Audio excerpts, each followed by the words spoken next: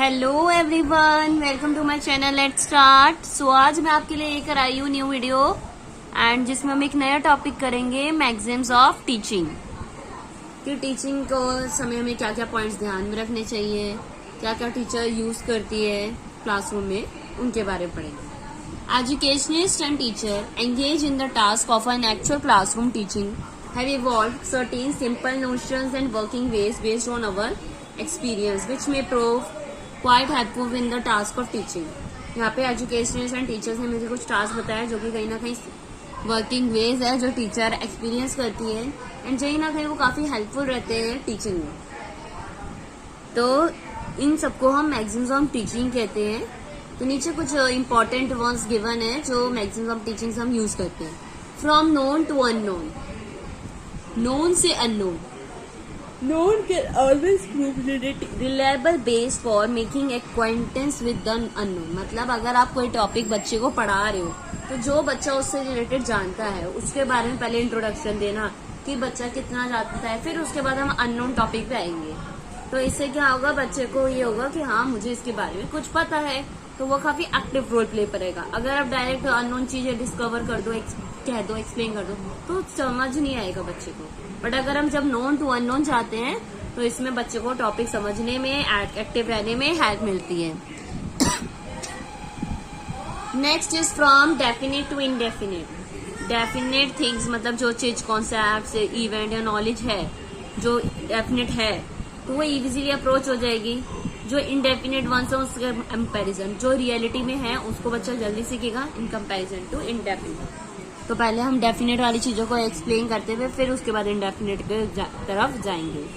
Simple to process complex, मतलब जो proceed होता है सिंपल टू कॉम्प्लेक्स, मतलब पहले इजी तरीके से, इजी ऑर्डर से, देन धीरे धीरे हम कॉम्प्लेक्स की तरफ बढ़ते हैं।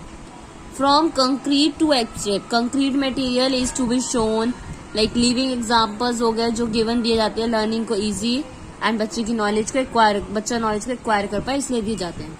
फिर दिए direct experiences help an individual to learn the abstract concept. अब जब बच्चा कंक्रीट चीजों को जानता होगा तो फिर वो एब्स्ट्रैक्ट को इजीली एक्सेप्ट कर कॉन्सेप्ट को समझ पाएगा। From particular to general, particular like एक पर्टिकुलर टॉपिक पे पहले उससे गए, फिर उसके बाद जनरल पे आए उससे, जैसे कि generalize fact, principles, concept, phenomenon point absent in nature. Therefore, a teacher should always begin with the learning and experiences of the particular case, facts and instances, then persuade his student to generalize or conclude. Like अगर कोई topic पढ़ा रही है बच्चे को, पहले कुछ experience से रिलेटेड, लाइफ एक्सपीरियंस के बारे में एग्जांपल देते हुए उसको जनरली पर्टिकुलर उसके बारे में बताया कि ऐसा हुआ, कोई सिचुएशन बता दी कि इस सिचुएशन में इस तरह से हुआ, तो इस कॉन्सेप्ट को बोलते हैं, जो भी नाम है कि इस चीज को ये बोलते हैं, आप इस तरह से एक्सप्लेन कर सकते हो। From whole to parts, the knowledge of a whole is always understandable. मतलब पहले ओवरऑल नॉलेज ऊपर ही ऊपर से बता दिया, फिर उसको डिवाइड करा कि इसमें इसका क्या मतलब है, इसका क्या मतलब है। कोई भी एग्जाम्पल होता है, फॉर एग्जाम्पल हम नाउन पढ़ाते हैं तो पहले हमने नाउन बता दिया, देन उसके बाद टाइप्स पे पढ़ते हैं ना, उसके पार्ट पे इजीली बच्चों को नॉलेज चेक करते हैं कि पहले नाउन के बारे में क्या क्या पता है, किस चीज को नाउन कहते हैं, देन उसके बाद हम उसके पार्ट्स की तरफ बढ़ते हैं। फ्रॉम इंडक्शन टू डिडक्शन, पहले इंडक्ट करना है, नॉलेज देनी है बच्चे को, जैसे एक्सपीरियंस, फैक्ट्स पे ऊपर बच्चे को नॉलेज देनी है, रूल्स, प्रिंसिपल्स इसके ऊपर, देन उसके बाद डिडक्ट करना है क्या क्या नॉलेज की जरूरत है, उसी को आगे लेकर चलेंगे हम बच्चे की। Next is from analyse to synthesise. Like analyse मतलब refers to process of breaking या सेपरेट करना thing into the smaller part, simpler parts में ब्रेक कर देना, देन फिर उसको सिंथेसाइज करना मतलब कंबाइन कर देना, पहले तोड़ दिया देन उसके बाद कंबाइन करके ओवरऑल बताया कि ये क्या है। Empirical to rational, teaching learning process में हमेशा फ्रूटफुल रहता है कि कोई भी हम बिगिन करते हैं, जो हम देखते हैं, फील करते हैं, एक्सपीरियंस करते हैं, ये नहीं कि सिर्फ एग्री करना है, जनरलाइज करना है, एक्सप्लेन करना है, no.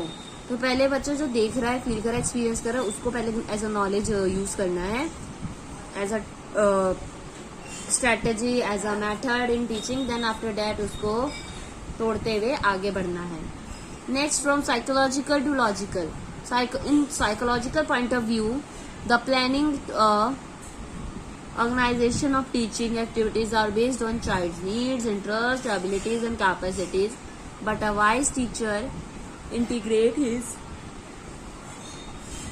teaching activities with psychological principles as well as logic in planning.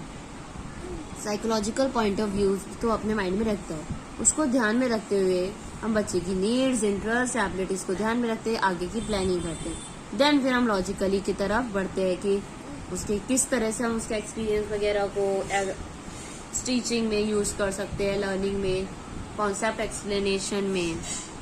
तो ये कुछ मैक्सिम्स थे टीचिंग के। आई होप आपको समझ आए होंगे।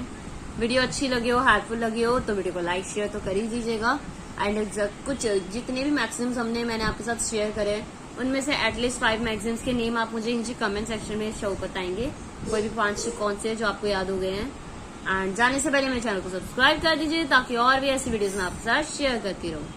So thank you so much everyone for watching my video and don't forget to subscribe my channel.